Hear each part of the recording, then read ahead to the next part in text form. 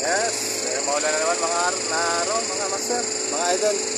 So ito, panibagong ano naman tayo. Ito yung unit na natin na sinig natin nakaraan na ano, na may leak sa sa evaporator. Ito ngayon ay nababaran na natin kahapon ng nitro. So nahinang na natin yung yung leak sa evaporator. So hindi nga tayo nagkamali mga boss, mga sir. At mahilig na doon sa ating evaporator. Ang kagandahan lang, medyo nasa labas pa ng nasa labas pa ng ating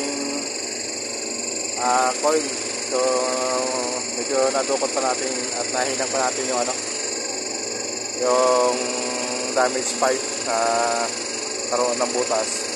So na hinang ng ating baklasan yung butas doon. So nagbabad tayo kahapon din ng ng nitro hanggang kagabi, hanggang ngayong umaga.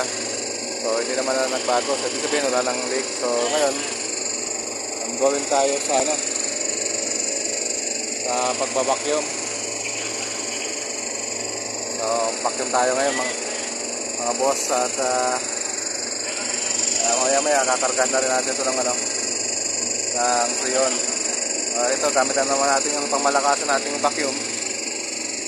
Napakabigat nga lang kasi mataas nga naman itong ating pwesto. At hindi ito pero yung iakyat dito siguro kung susukatin ito mga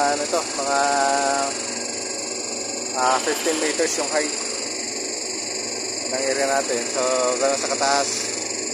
So maya siguro mga bandang 3 o'clock o 4 pwede na tayo magkarga.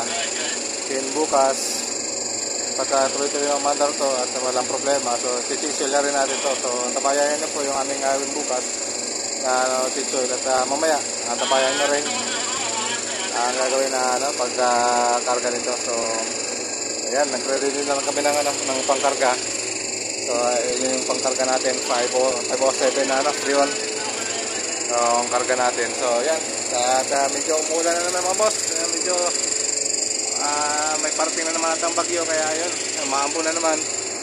So tabayan natin itong ating vacuum baka mamaya mabasa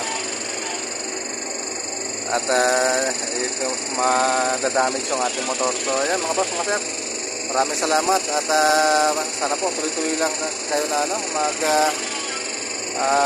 follow at mag-share na rin sa aking mga konting video kung sakali nagustuhan nyo po. At pag-like na rin po, pag-puso na rin kung sakali po, para dagdag din na sa kainita, para at least maka-monetize naman po ako sa aming paggawan mga video. So ganito po muna mga boss, mga sir.